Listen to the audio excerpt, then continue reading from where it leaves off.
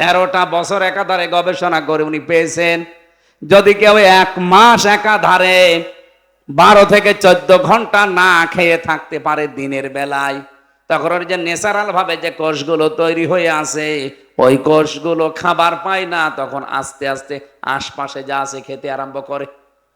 ওই বৃদ্ধি হওয়া অতিরিক্ত কোষগুলো তখন খেয়ে খেয়ে 1 মাসের ভেতরে পুরাটা সাবাড় করে ফেলে। এই মানুষটাকে তখন ক্যান্সার এবং টিউমার থেকে আল্লাহ বাঁচিয়ে দেন।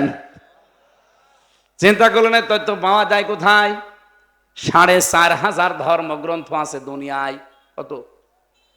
4,500। অধিকাংশগুলো উনি মিলিয়ে দেখলেন যে কোনো তথ্য পাওয়া যায় কিনা ধর্মীয় গ্রন্থে। সর্বশেষ তিনি আমাদের মুসলমানদের কোরআনে সূরা বাকারার 284 নম্বর আয়াতের শেষের অংশে তিনি পেয়েছেন ওয়া আন তাসুমু খায়রুল লাকুম, তোমরা যদি রোজা রাখো তোমাদের জন্য ভালো হবে, উপকার হবে। এই যে খায়রুল লাকুমের ব্যাখ্যায় আমি পেয়েছি আল্লাহ 27টা বিধান এখানে দিয়েছেন উপকারের জন্য। কেউ যদি রোজা রাখে দুনিয়াতে তার কমপক্ষে 27টা উপকার হয়, আর আখেরাতে হয় 9টা। সুবহানাল্লাহ বলতে পারেন না? আর বিজ্ঞানী উনি যতগুলো পেয়েছে তার ভেতরে 1 নম্বরে আপনাকে ক্যান্সার, টিউমার এগুলো থেকে যদি মুক্ত হতে হয়, এই রক্তের ভেতরে কমপক্ষে 5 প্রকার ক্যান্সার হচ্ছে এখন। কয় প্রকার? আমরা অন্তত যেগুলো তথ্য তুলেছিলাম এগুলো যদি সামারাইজ করে বলতে হয়, এক কথায় জবাব দিতে হয়, কোরআনে কারিম এই পৃথিবীর শুধুমাত্র মুসলমানদের জন্য না, এটা সবার জন্য। এই জন্য অন্য ধর্মের মানুষও, দুর্গাপুর নামটা দেখে মনে হচ্ছে অন্য ধর্মের মানুষ এখানে আছে। এই জন্য অন্য ধর্মের মানুষও যদি এই দেশে এখানে থেকে থাকেন আপনাদেরকে ওয়েলকাম জানাচ্ছি, স্বাগতম জানাচ্ছি। আজকের এই অনুষ্ঠান শুধুমাত্র মুসলমানদের জন্য না, এটা সবার জন্য। রাজশাহী জেলার দুর্গাপুর থানার অন্তর্গত। এই আওয়াজ কমে যাচ্ছে কেন? দাউকান্দি গ্রাম ও পার্শ্ববর্তী বিভিন্ন গ্রাম কর্তৃক আয়োজিত 2য় বাৎসরিক তাফসীরুল কোরআন মাহফিলের স্বনামধন্য সভাপতি আলহাজ মসির উদ্দিন মন্ডল, সহ সভাপতি আলহাজ আব্দুস সালাম আব্দুস সামাদ দামাত বারকাতুহুমুল আলিয়া, প্রধান অতিথি জনাব মোহাম্মদ আবু সাইদ চাঁদ। ওই সেই হাসিনাকে গালি দেওয়া উনি নাই? ভালোই করিস, সাহস আছে। বিশেষ অতিথিবৃন্দ, বিশেষ করে অধ্যাপক আবুল কালাম আজাদ, গোলাম সাকলাইন, জনাব নুরুজ্জামান লিটন, জবায়েদ হোসেন সহ অন্যান্য অতিথিবৃন্দ যারা আলোচনা রাখলেন, সম্মানিত ওলামা ইকরাম, হোসাইন মাহফুজ, মাওলানা রাশিদুল ইসলাম, হাফেজ মাওলানা বাবুল হোসাইন, ওনারা আছে এখানে। সামনে বসা মুসলমান ভাইরা, পর্দার আড়ালের সম্মানিতা মা এবং বোনেরা, প্রশাসনের ভাইরা, প্রাণ প্রিয় রাজশাহীবাসী। এই মাইকে আওয়াজ করছে কারা? ওর ওই মাইকটা কেড়ে নিন তো, কি যেন ওইটারে বাঁশি, ওইটা কেড়ে নিন। ওটা কেড়ে নিয়ে কানের নিচে এমন একটা জোরে দেন যেন জীবনের মতো আওয়াজ বন্ধ হয়ে যায়। ঠিক আছে। দল মত জাতি বর্ণ ধর্ম নির্বিশেষে আজকের এই অনুষ্ঠান। রমজান শুধুমাত্র মুসলমানদের, কোরআনে কারিম শুধুমাত্র মুসলমানদের জন্য নয়, এটা মানুষের জন্য। কি রোজা রাখতে হলে ঈমান ছাড়া রোজা হবে? কথা বলেন না কেন? মান সামা রমাদানা ঈমানান ওয়া ইহতিসাবান গফিরা লাহু মা তাকদ্দামা মিন যামবি। নবীজি বলেন, যে ব্যক্তি রমজান মাসে ঈমানের সাথে এবং ইহতিসাব মানে হিসাব নিকাশ করে করে, এই 2টা শর্ত মেনে যারা রোজা রাখতে পারে, গফিরা লাহু মা তাকদ্দামা মিন যামবিহি, তার পেছনের যত অপরাধ ছিল সব আল্লাহ মাফ করে দেয়। আর আমরা এটা জানি, যাদের অপরাধ মাফ হয়ে যায়, এই যে পুলিশ যারা বসে আছে, এনাদের এখানে থানা আছে না? এই এলাকায় যারা ক্রিমিনাল, যারা অপরাধী দেখবেন ওনাদের থানায় একটা চার্ট টাঙানো আছে যে এই এই লোক এলাকায় অপরাধী। ওদেরকে যদি ধরতে পারে জামায় আদর করে নিয়ে যাবে, না পিটাবে, যদি যেতে না চায় ধাক্কা দেবে, হাঁকাবে, বিভিন্ন কায়দা আছে ওনাদের। এখন এই যে পুলিশের এই ধাক্কা হাঁকানো পিটানো, ওখানে নিয়ে যাওয়ার পরে যদি উনি জামিন পেয়ে যায়, থানায় ওনার নামটা লেখা আছে, ওইটা কি ওনারা কেটে দেবে? না। যদি আবার অপরাধ করে আর একবার লেখা হবে, আবার অপরাধ করলে আবার লিখবে। আল্লাহ তাআলা বলেন আমার নিয়মটা আলাদা। আমার বান্দা বান্দিরা ভুল করে অপরাধ করে যদি একবার তাওবা করে জীবনের মতো ফিরে আসতে পারে, ওর অপরাধীর খাতায় আমি আর নামটা রাখি না, পুরাটা ডিলিট করে দিয়ে যত অপরাধ ছিল ওই জায়গাটা নেকি দিয়ে পাল্টিয়ে দেয়। জবান খুলে বলেন আলহামদুলিল্লাহ। এই সুযোগ আল্লাহ সবাইকে দেয়নি, যারা তাওবা করে তাদের জন্য। এই জন্য ইস্তেগফার আর তাওবা এই দুইটা কিন্তু এক জিনিস না। আপনি ইস্তেগফার সব সময় পড়েন, আস্তাগফিরুল্লাহ আস্তাগফিরুল্লাহ পড়েন, গুনাহ মাফ হবে। কিন্তু তাওবা করলে শুধু গুনাহ মাফ হয় না, ইল্লা মান তাবা ওয়া আমানা ওয়া আমিলা আমালান সালিহা ফাউলাইকা ইউবাদদিলুল্লাহু সাজ্জিআতিহিম হাসানাত। সূরা তাওবার এটা ৭০ নম্বর আয়াতে আছে। আল্লাহ তাআলা বলেন যে মানুষগুলো তাওবা করে ভালো হওয়ার নিয়ত করে যে আমি ভালো হয়ে যাব, এই নিয়ত আমাদের এই রমজানে নেই। কথা বলেন না কেন? 11 মাস যারা মেয়ে লোক দেখলে তাকায়, এই মাসে আর তাকাবে না। ঠিক, মানে এটাই ঠিক হওয়া লাগবে। বহু মানুষ এই মেসেজ দেয় এখানে, বলো হুজুর প্রথম প্রথম বিয়ের পরে 1-1.5 বছর 2 বছর ভালো লাগতো, এখনো ছাতা আর ভালো লাগে না, এক জিনিস আর কতদিন। আরে শয়তান, এক জিনিস আর কতদিন মানে? আপনি যদি এই কথা বলেন যে এক জিনিস আর কতদিন, তা আপনার বউ তো বলবে যে ও এক ছাতা আর কতদিন। তাহলে দুইজনই পাল্টাপাল্টি করি না, এটা একটা রোগ। এটা কি বলেন তো? এই রোগ আছে যার যার হাত তোলেন তো। না, এখানে নেই আলহামদুলিল্লাহ। তাহলে আমার মোবাইলে যে মেসেজ আসে কি ফেরেশতারা দেয়? নিজের বউ দেখলে আর ভালো লাগতে চায় না, আকর্ষণ হয় না, অন্যেরটা দেখলেই কেমন যেন মনে হয় যে আল্লাহর নিয়ামত। এটা একটা রোগ। কি বলেন তো? এই রোগ মুক্ত হওয়ার জন্য 2টা ঔষধ আছে, একটা হোমিওপ্যাথি আর একটা অ্যালোপ্যাথি। হ্যাঁ, এই রোগে হোমিওপ্যাথি অ্যালোপ্যাথি গাছড়া দিয়ে হবে না। এখানে আল্লাহ রাব্বুল আলামিন 2টা ঔষধ দিয়েছেন। যারা এখানে এরকম রোগে রোগী আছেন, আজকে থেকে ঔষধ খাওয়া লাগবে। যেহেতু রমজান মাস, কোরআনে কারিম নাজিল হয়েছে, আর কোরআন সব রোগের ঔষধ। বলেন বলেন, শিফাউল লিমা ফিস সুদূর। মানুষের অন্তরে যত রোগ আছে সব কোরআন ভালো বানাতে পারে, সে ক্ষমতা কোরআনের আছে না? আছে। 2 নম্বরে আনুনাজ্জিলু মিনাল কোরআনি মা হুয়া শিফাউন ওয়া রাহমাতুল লিল মুমিনিন ওয়া লা ইয়াজিদুজ জালিমিনা ইল্লা খাসারা।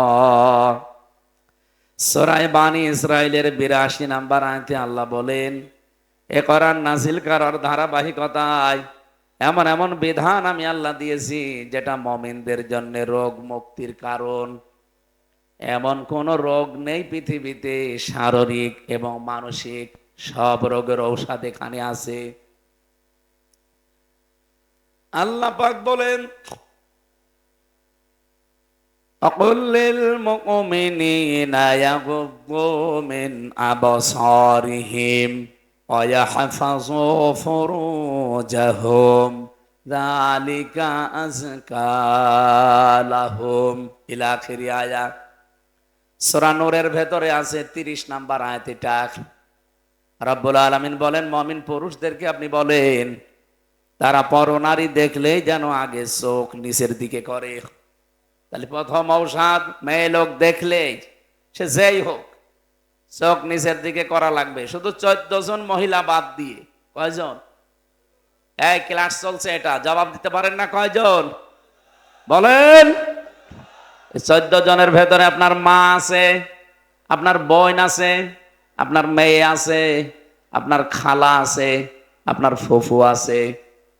এদের দিকে যদি তাকায় কোনো মানুষ, যত খারাপ হোক, খারাপ নিয়ত নিয়ে তাকায়? নিজের মায়ের দিকে কোনো খারাপ নিয়ত নিয়ে কেউ তাকায়? সূরা নিসার 21 নম্বর আয়াতে এই তথ্যটা পাবেন। এরকম 14 জনের নাম আপনি দেখে দেখে মিলিয়ে দেখবেন যে এদের দিকে তাকালে অসুবিধা নেই। বাকি যারা দুনিয়াতে আছে সে যেই হোক, ওটা যদি পরিমণি হয় তাকানো যাবে না? হালকা যাবে নাকি? না, একবার যদি চোখ পড়ে যায় অসুবিধা নেই। প্রথম নজর মাপ, পরের নজর পাপ। এই জন্য এরকম কিছু যদি সামনে পড়ে একবার তাড়াতাড়ি দেখে চোখ ফিরিয়ে নেবেন, নাকি 1 মিনিট?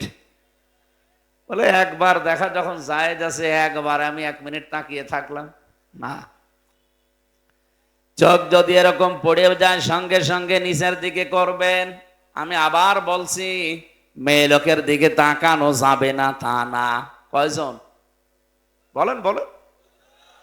14 জন বাদ দিয়ে দুনিয়ায় কোন মহিলা যদি সামনে পড়ে, সে যেই হোক, ও যদি চাচাতো বোন হয় হবে না, মামাতো বোন, অনেকে মনে করে ভাবি তো মায়ের মতো, এ আর কি, অসুবিধা নেই।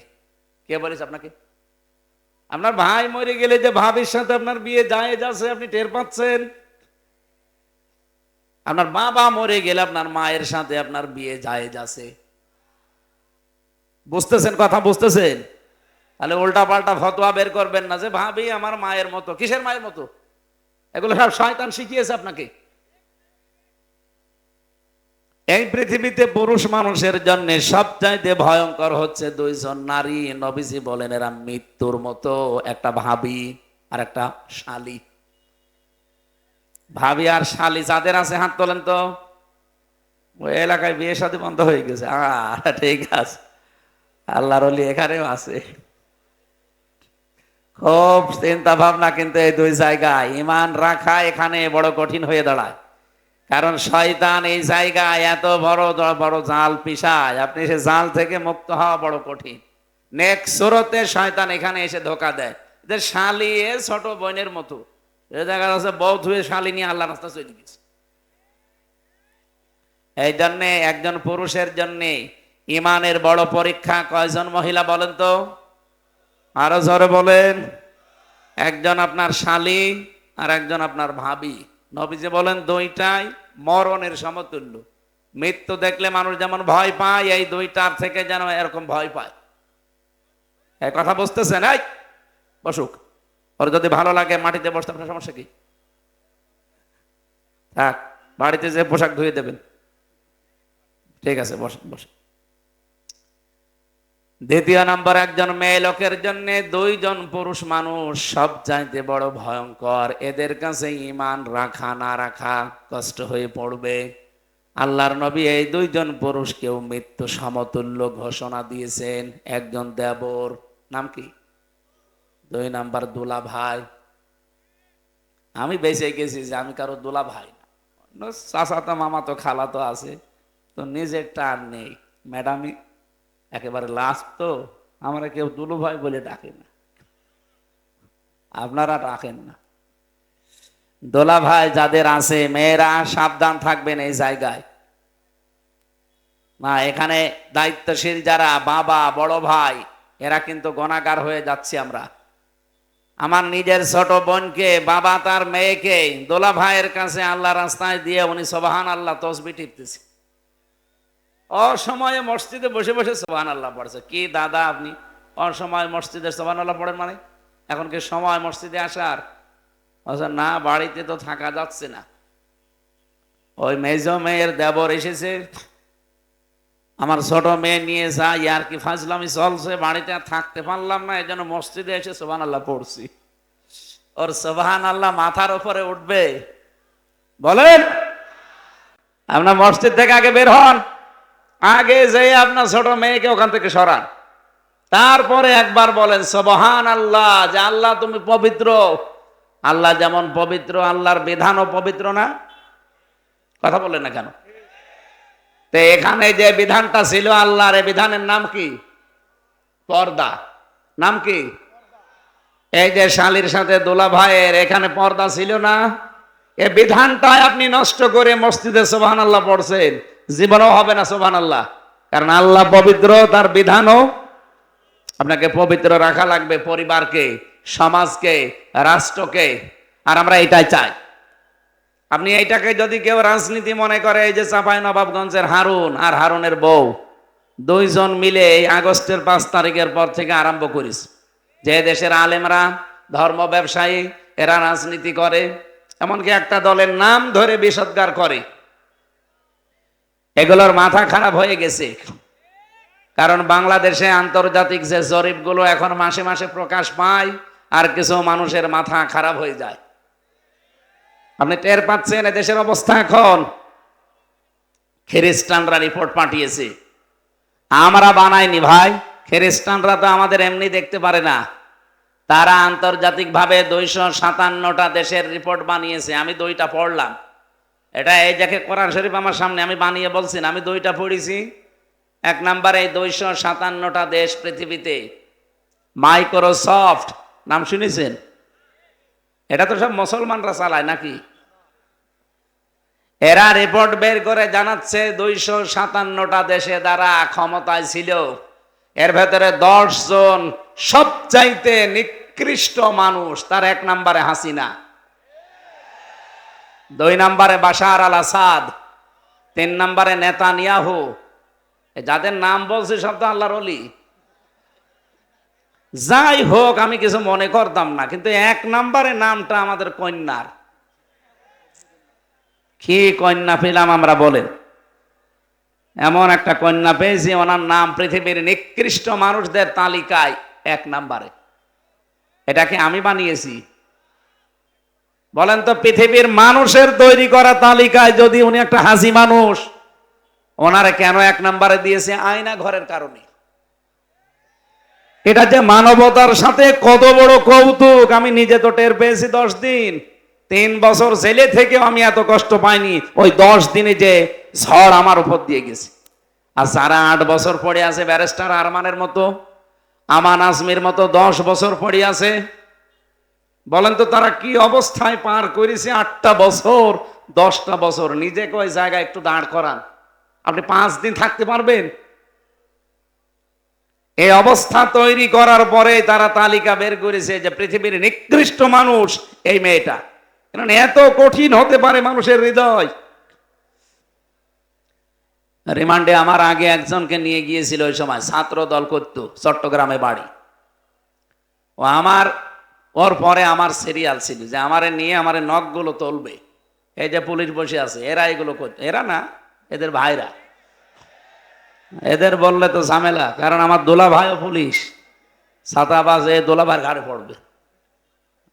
পুলিশ সব দেখলে দোলা ভাই মনে হয় না। আমরা এমনি শ্রদ্ধা সম্মান করি এদেরকে, কারণ যেই 2টা চোখ, একটা আল্লাহর ভয়ে কাঁদে, আর এদের মতো যারা জনগণের জান মাল ইজ্জত আবরু পাহারা দেয়, এই 2টা চোখ আল্লাহ জাহান্নামে দেবে না।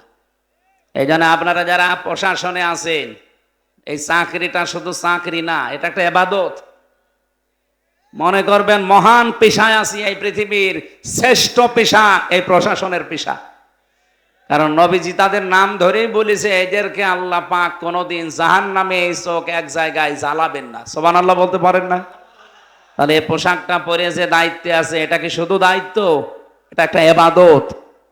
অথচ এই দায়িত্বটাকে এই 15.5 বছরে যারা ছিল, এই পোশাকটার অমর্যাদা করে ফেলেছে কিছু কোলাঙ্গার অফিসার। উপর থেকে যা নির্দেশ দিছে এরা তাই পালন করতে গিয়ে আজ এখন আমরা এই পোশাকটাকে অনেকে ঘৃণা করি। না, পোশাকটার সমস্যা না, সমস্যা ওই কিছু মানুষের। আল্লাহ তাদের যেন ডবল শাস্তির ব্যবস্থা করে। পৃথিবীতে যে যতটুকু অপরাধ করবে, ওই অপরাধের ডবল শাস্তি আল্লাহ দুনিয়া আখেরাত মিলে তাকে দান করবে। এই জন্য যাদের কারণে এদের এই বিভাগটা আজকে নষ্ট, মানুষের কাছে কালার হয়ে আছে, আল্লাহ যেন তাদেরকে না ছাড়েন। এমন দৃষ্টান্তমূলক শাস্তির ব্যবস্থা যেন আল্লাহ করেন, তারা যেন নিজ থেকে অন্তত তওবা করার সময় আর না পায়। কারণ তাদের তওবা কবুলও হবে না। মানুষ যখন অপরাধ করতে করতে সীমা অতিক্রম করে চলে যায়, তখন আল্লাহ বলেন ইন্নামা নুমলি লাহুম লিয়াজদাদু ইসমা ওয়া লাহুম আযাবুম মুহিন। মানুষ যখন পাপের বোঝা ছাড়িয়ে যায়, তখন তাদেরকে অপমানজনক শাস্তি দেয়। আমরা আগস্টের 5 তারিখের পর থেকে দেখতে পাচ্ছি জালেমদের আল্লাহ যা দিয়েছে, এর চাইতে অপমান আর কি করবে। এখনো অনেক বাকি আছে যাদের অপরাধ বেশি তাদের। আমার মনে হয় এই মুহূর্তে বাংলাদেশে যদি বেনজির সাহেব উনি এমনি হঠাৎ করে এরোপ্লেন থেকে পড়ে যায়, অথবা হেলিকপ্টার থেকে পড়ে আপনার এই রাজশাহী দুর্গাপুরে এই দাউকান্দি বাজারে বসে আছে, যখন পিটিয়ে মেরে ফেলবে না? আমি যতটুকু দেখছি সারা দেশে তাই। যারা জালেম ছিল তাদের অবস্থা আল্লাহ ঠিক ওইটাই বানিয়ে দিয়েছে। কুষ্টিয়ার হানিফ সাহেবকে যদি এখন কেউ একা পায়, আমার মনে হয় ওর ছোট ঠ্যাঙও কেটে ফেলবে। আমি কি বানিয়ে বলছি? অথচ আগস্টের 5 তারিখের আগে কুষ্টিয়ায় আসলে 14টা গেট বানানো লাগতো তার জন্য। এখন গেট না, ওর বাড়ির এখন পায়খানার প্যানও মানুষ খুলে নিয়ে চলে গেছে। এই যে এর নাম আযাবুম মুহিন। জালেমদেরকে আমি আল্লাহ পাপের শাস্তি এত নিকৃষ্ট দেই যে দুনিয়া কল্পনাও করতে পারে না যে এত নিচে মানুষ নামে কি করে। বলেন তো, বাড়ির পায়খানার প্যান যারা খুলে নিয়ে চলে গেছে তাদের কি রাগ ছিল তার উপরে। ওরে যদি সামনে পেত একেবারে টুকরো টুকরো করে ফেলতো না? কিছুই হয়নি। আপনারা 15.5 বছরে যা করেছেন এখনো কিচ্ছু পাননি। অথচ আজকে আদালতে দেখলাম কামাল মজুমদার প্রতিমন্ত্রী ছিল একজন, উনি আজকে তওবা করছে যে জীবনে যদি কোনোদিন বেঁচে থাকি কোনোদিন আর আওয়ামী লীগ করবো না। তো তোর বেঁচে থাকার দরকার কি? তোর আওয়ামী লীগ করার আর দরকার কি? এদেশে পরিচয় আর দিতে পারবে মানুষ? না, সে মুখ আপনাদের আর নেই। 100 বছরে অন্তত এই দেশে যারা আমরা জীবিত আছি, 100 বছরে এই ফ্যাসিস্ট যারা, সন্ত্রাসী যারা, মানুষের নামে যারা জঙ্গি মামলা দিত বানিয়ে বানিয়ে, আমি বাস্তবতা বলছি ভাই, এটা যে সব জঙ্গি মামলা বানানো নাটক ছিল তার প্রমাণ এই 7 মাস। আপনি নিজের পক্ষ থেকে বলেন তো, এই 7 মাসে একটা জঙ্গি ধরা পড়েছে? কথা বলেন না কেন? হাসিনা থাকলে 7 মাসে 1000 আলেম জঙ্গি মামলায় চলে যেত। কিচ্ছু জানে না একজন মানুষ ঘুমিয়ে আছে ঘরে, ধরে নিয়ে যে 2-3 মাস মাটির নিচে রাখবে, চুল দাড়ি গোপ বড় বড় হয়ে যাবে নকমক, তখন তুলে বলবে এই যে জঙ্গি ধরা পড়েছে। কিচ্ছু না, জঙ্গি বাংলাদেশে নেই। জঙ্গি যদি থাকে যারা পালিয়েছে তারা ছিল জঙ্গি। জঙ্গি শব্দটা শুনলে আমরা অনেকে মনে করি ওরে বাবা কি ভয়ঙ্কর। আসলেও তো ভয়ঙ্কর জিনিস। আমি এই জেলে থাকা অবস্থায় একটা মানুষকে শুধু এই আসল জঙ্গি মামলায় পেয়েছিলাম, তাছাড়া বাকিগুলো যা সব আমার মতো নিরপরাধ। আমারে দিয়েছে আনসারুল্লাহ বাংলা টিমের সারা বাংলাদেশের প্রধান, অথচ ছাতা কি আমি জানি না। আমারে যদি তাও একটু হালকা পাতলা বলতো যে জামাত ইসলাম করে, তাও তো একটু হালকা সত্য হইতো। আর আমারে দিয়েছে আনসারুল্লাহ বাংলা টিমের সারা বাংলাদেশের প্রধান। আমি তো কিছু জানি না ওই বিষয়ে, আমাকে মেরে ফেললেও তো কিছু পাবেন না। রিমান্ডে 10 দিন একাধারে শুধু এই প্রশ্নই করতো, বলেন কে কে কোথায় আছে। আরে ভাই আমি তো চিনি না কাউ, কি বলবো আমি? আর আমি আন্দাজে একজনের নাম বলে তারা বিপদে ফেলবো? একজনকে পেয়েছিলাম আব্দুল মতিন, হচ্ছে আল্লাহ দলের সভাপতি সারা বাংলাদেশের, 17 বছর জেলে আছে। পরে একদিন বললাম ভাই আপনি তো সভাপতি আল্লাহ দলের, সেক্রেটারি কে? বলছে আমার ছেলে। ও সভাপতি, ওর ছেলে সেক্রেটারি, আর কেউ নেই সারা বাংলাদেশে। ওদের আর কেউ নেই, ওরা 2 বাপ বেটা, 2জনই ছেলে। এই হচ্ছে জঙ্গির নাটক। আমি রমজান মাসে রোজা ছিলাম সারাদিন, কোরআন শরীফ আমার সামনে, সত্যি আমি মাথায় নিয়ে বলতে পারি রিমান্ডে আমি গোপন কথা ওদের শুনেছি। ওরা নিজেরাই বলছিল এই যে আসাদুজ্জামান কাউন্টার টেররিজমের, আর মনিরুল ইসলাম, আমার দায়িত্বে যারা ছিল আসাদুজ্জামান, আব্দুল মান্নান, শেখ ইমরান, এই মানুষগুলো আমি নিজে দেখেছি। ওরা বসে বসে বলা খাওয়া করছে যে এইভাবে আর কতদিন, আর কত মানুষকে এভাবে ফাঁসাবো, নিজেরা বলছিল। ওরা মনে করছে যে আমারে নিয়ে আসেনি, অথচ আমার চোখ বেঁধে, হাত পেছনে বেঁধে আমার মাজায় দড়ি দিয়েছে, এক ঘরের ভেতরে রেখেছে, ওদের মনে নেই। ওরা বসে বসে পাশের রুমে এই গল্প করছে। সবগুলো আমি ওই দিন শুনেছি। আপনার বিশ্বাস না হলে একটা পুলিশকে ধরে একা একা জিজ্ঞেস করেন, ওরা বলবে। এগুলো সব বানানো নাটক ছিল, কারণ নাটক লিখতো যে মহিলা, সে মহিলা পালিয়েছে। আর এই নাটকগুলো যারা মঞ্চস্থ করত, তারা এখন সবই পালিয়েছে। এই জন্য এদেশে আর জঙ্গি নেই। কি এরপরও দাদা মোদি কয়েকদিন আগে গিয়েছিল ট্রাম্পের কাছে যে আমাদের দেশে জঙ্গি আছে, এই মিথ্যা সিত্তা বানিয়ে তার কাছে শোনাবে। ডক্টর মোহাম্মদ ইউনূস ও কায়দা করে ঠিক ওই দিনই বিশ্বের আন্তর্জাতিক মিডিয়াগুলো নিয়ে আয়না ঘরে গেছে। ও যেই দিন গেছে, মোদি গেছে একেবারে জায়গা মতো, আর এ গেছে জায়গা মতো। ট্রাম্প যে কিছু বলবে, আন্তর্জাতিক মিডিয়া সব দেখাচ্ছে, এই দেখেন আয়না ঘরের কি অবস্থা। জাতিসংঘ রিপোর্ট পেশ করে দিয়েছে। ট্রাম্প জাতে মাতাল হলো, তাহলে ঠিক আছে। বলছে মোদি, আপনি আমার বন্ধু ঠিক আছে, কিন্তু কি দেখছি, ডক্টর মোহাম্মদ ইউনূস সাধারণ মানুষ না, ও আন্তর্জাতিক খেলোয়াড়। আপনি তো চার দোকানদার, আর সে নোবেল প্রাইজ প্রাপ্ত মানুষ। মোদি চার দোকানদার ছিল, এটা মিথ্যা কথা? হ্যাঁ, কোথায় চায়ের দোকানদার আর কোথায় নোবেল বিজয়ী? দুইজনের ব্রেন কিয়ামত পর্যন্ত এক হবে?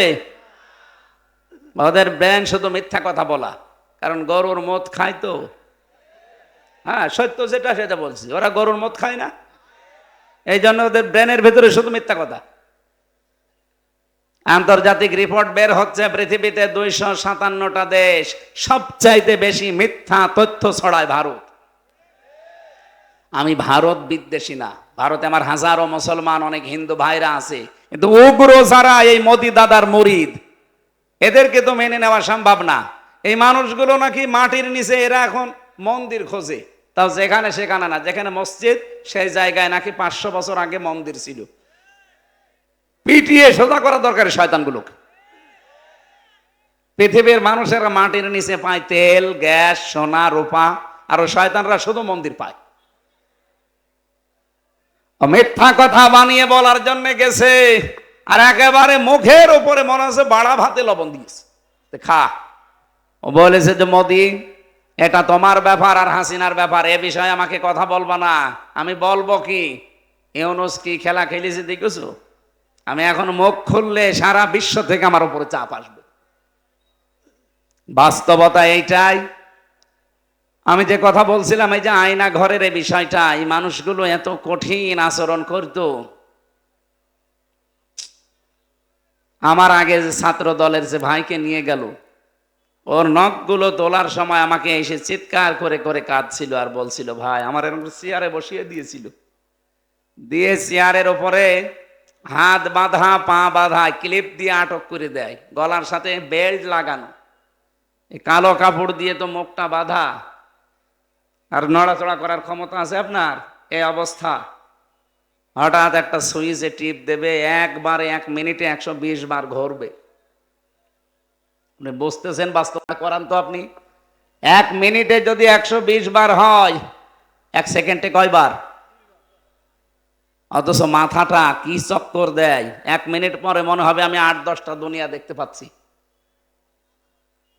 এর ভেতরে ফ্রন্টাল লব আছে। যারা বিজ্ঞানী, যারা এই যে চিকিৎসা নিয়ে কাজ করে, দেখেন মাথার ভেতরে আল্লাহ ফ্রন্টাল লব দিয়েছে, প্যারাইটাল লব দিয়েছে, অক্সিপিটাল লব দিয়েছে, টেম্পোরাল লব দিয়েছে, এরপরে মোটর কর্টেক্স দিয়েছে, সেন্সরি কর্টেক্স দিয়েছে, লব দিয়েছে। রাজশাহী বিভাগ তো চিকিৎসায় অনেক উন্নত, যারা ডাক্তার আছে জিজ্ঞাসা করেন কি সূক্ষ্ম জিনিসের ভেতরে। 1 মিনিটে 120 বার ঘুরলে আপনি এমনি 8-10টা দুনিয়া দেখবেন। এরপরে মেশিন আমাকে দেখিয়েছে, এরকম একটা মেশিন নিয়ে আসে, এ হাতের সাথে পায়ের সাথে লাগানো, শুধু একবার টিপ দিলে নখগুলো সব একবারে খুলে চলে আসবে। আমি যদি মিথ্যা বলি, কোরআন শরীফ আমার সামনে, পুলিশকে জিজ্ঞাসা করেন, ওরা যদি ওইরকম দায়িত্বে থাকে জিজ্ঞাসা করেন, একবারে নখ খুলে চলে আসে সব। নখ খুলে চলে আসলে তো ফিনকে দিয়ে রক্ত বের হয়, তখন লবণ ছিটিয়ে দেয়। আমি নিজে এগুলো ফেস করে এসেছি, আমার বলতে ভয় লাগে, অথচ এগুলো পার করে আসলাম। মানুষ 5 দিন 10 দিন এভাবে থাকতে পারে, কল্পনায় আসে? 8 বছর কাটিয়েছে একটা মানুষ, 10 বছর কাটিয়েছে। আমি 10 দিনে হাত পাগল হয়ে গিয়েছিলাম, আর সে লোকটা 10 বছর 8 বছর কাটিয়েছে। আপনি ভাবতে পারেন মানুষ কত নিচে নেমেছে।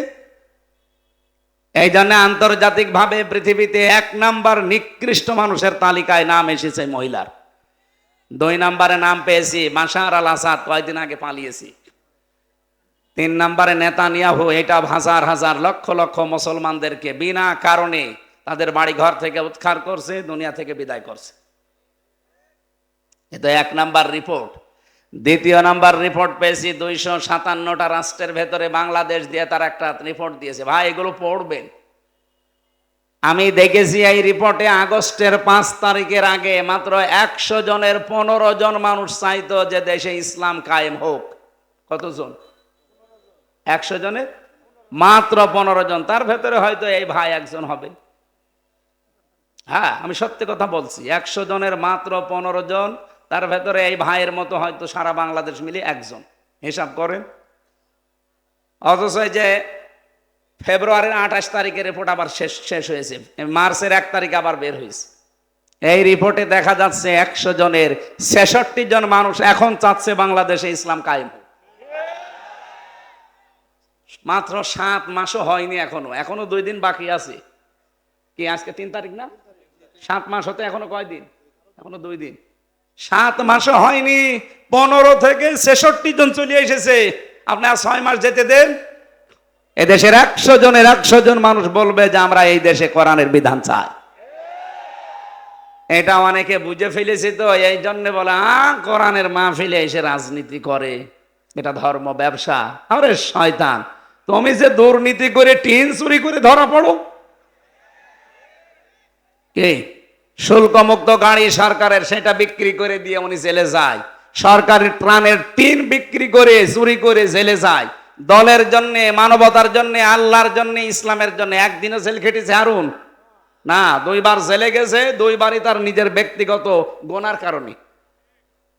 ত্রাণের টিন চুরি করে বেঁচে দেয় যে লোকটা, সরকারি গাড়ি বেঁচে দেয়, শুল্কমুক্ত গাড়ি। আপনি কেন এগুলো করবেন?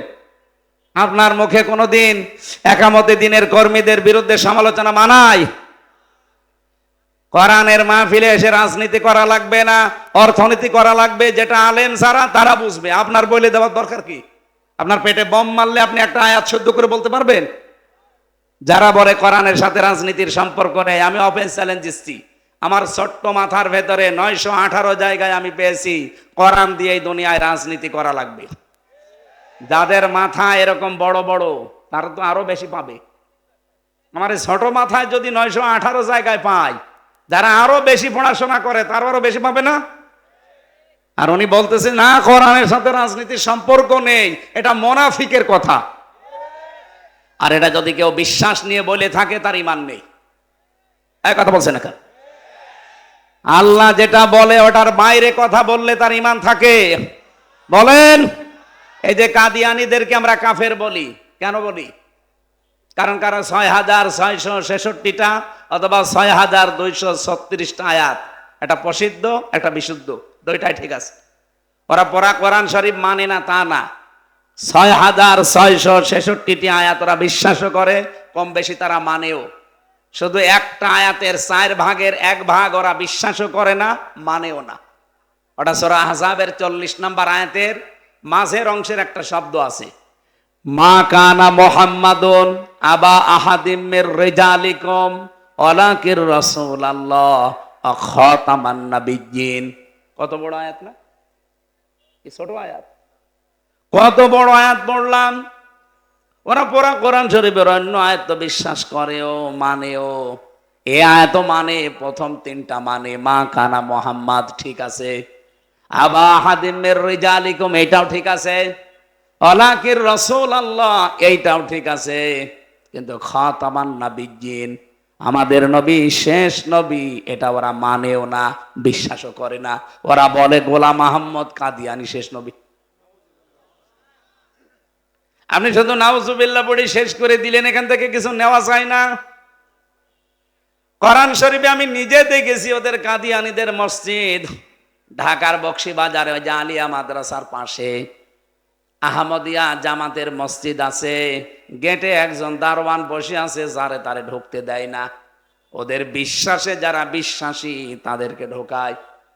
ওরা কিন্তু আমাদের মতো আজান একামত দিয়েই নামাজ পড়ছে, সূরা ফাতিহা দিয়েই নামাজ পড়ছে, কিন্তু খাতামান নাবিয়্যিন এইটা ওরা বিশ্বাস করে না, ওরা মানে না, বলে না এইটুকু বানানো।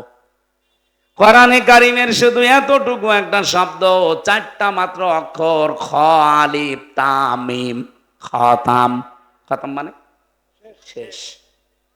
এই শেষ শব্দটা ওরা মানতে চায় না। ওরা মুহাম্মদুর রাসূলুল্লাহকে শেষ নবী বিশ্বাস করে না, মানে না। ওদের বিশ্বাস, ওদের মানার বিষয় যে গোলাম আহমদ কাদিয়ানী শেষ নবী। এতটুকু অস্বীকার করার কারণে যদি ওরা কাফের হয়, কাদিয়ানীদের সাথে মুসলমানদের ছেলে মেয়ে বিয়ে দেওয়া জায়েজ নেই, এটা আলেমরা জানিয়েছে। তামাম দুনিয়ার সব আলেমরা একমত যে কাদিয়ানীদের সাথে ছেলে মেয়ে বিয়ে দেওয়া যাবে। ইহুদিদের সাথে যাবে, খ্রিস্টানদের সাথে যাবে, হিন্দুদের সাথে যাবে। বলেন বলেন, ওদের সাথে যদি না যায়, তাহলে এতদিন আপনি মিথ্যা কথা মানুষকে জানালেন কেন যে আমাদের সাথে স্বামী স্ত্রীর সম্পর্ক? বলেন, দুনিয়ায় একদিকে হয়ে যেতে পারে, ও দাদার সাথে তো আমাদের এই কন্যার বিয়ে জীবনেও সম্ভব না, কারণ দাদা হচ্ছে ফুল হাতা আর আমরা হাফ হাতা। হাফ হাতা না, দাদা ফুল হাতা। এখন যদি হাফ হাতা করা লাগে এই বয়সে, হাজাম পাবেন কোথায়? আর ও বুড়ো মানুষ, ওর যদি এখন মুসলমানে দেওয়া লাগে, ও হাজামও লাগবে বুড়ো। আর কেউ চোখ খুলে কাটতে পারবে ওই জিনিস? চোখ বন্ধ করে কাটা লাগবে। শেষে দেখা যাচ্ছে আগা কাটতে যে গোড়া কেটে দিচ্ছে। জীবনের মতো বিয়ে করা 7 মিনিট যাবে। এই জন্য এতদিন যারা বলতেন যে আমাদের স্বামী স্ত্রীর সম্পর্ক, তাহলে এটা মিথ্যা কথা। আমি কি এটা বানিয়ে বলছি? সূরা বাকারা 2 নাম্বার পারা 14 নাম্বার পৃষ্ঠার 4 নাম্বার লাইনের 221 নাম্বার আয়াতের মাঝের অংশে আছে, ওয়ালা তুনকিহুল মুশরিকিনা হাত্তা ইয়াকুমিনু। রব্বুল আলামিন বলেন, যতক্ষণ কোন মুশরিক পুরুষ ঈমান না আনবে, মুসলমান না হবে, ততক্ষণ তার সাথে মুমিনা নারীর বিয়ে দেওয়া। এটাও মনে হয় আমি বানালাম না? আমি এই আয়াত সামনে নিয়ে কিন্তু এই ফতোয়াটা দিলাম যে যতক্ষণ একজন মুশরিক, একজন কাদিয়ানী, একজন ইহুদি, একজন খ্রিস্টান এরা মুসলমান না হবে, ততদিন পর্যন্ত তাদের সাথে কোনো মুমিনা নারীর বিয়ে দেওয়া, এক কথা বলেন না কেন, জায়েজ আছে। এই আয়াতের উপরে তাফসীর করেছিলাম সিঙ্গাপুরে, যে ওরা কাফের, ওদের সাথে মুসলমানদের সন্তানদের বিয়ে দেওয়া জায়েজ নেই। ওই আগস্টের 5 তারিখের পরে আমার কয়টা অনুষ্ঠান ছিল সিঙ্গাপুর, মালয়েশিয়া, থাইল্যান্ড, এই দেশে। আমি ওখানে প্রায় হাজার হাজার মানুষ কথা বলেছিলাম এই কায়দায়। কে? ও ওনারা দেখলেও মনে হয় সব হয়। আমার মন মতো একটা মানুষ। আমি ওই সময় জেলে ছিলাম, উনি যখন ওই কাজটা করেছিল। বুকের পাঠা আছে।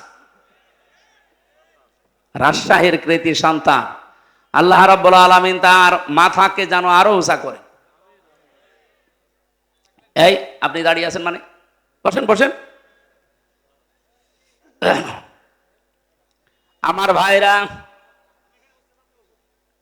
যেই কথাটা তুলছিলাম, পৃথিবীর নিকৃষ্ট মানুষদের তালিকায় যাদের নাম এসেছে শুধু আয়না ঘরের এই নির্যাতনের কারণে, বিশ্বের আন্তর্জাতিক মিডিয়াগুলো কিন্তু আজ এগুলো দেখিয়েই দিয়েছে অলরেডি। আমরা যারা এখানে আছি, আমরা এমন একটা দেশ তৈরি করতে চাই কিয়ামত পর্যন্ত বাংলাদেশে যেন কেউ আয়না ঘর বানাতে না পারে। এ দাবির পক্ষে আপনারা নেই? কারা কারা আছেন? লিল্লাহে তাকবীর। দেখেন তো হাত তোলেনি কে? যেটা তুলবে না ওটা আয়না ঘরের পক্ষে।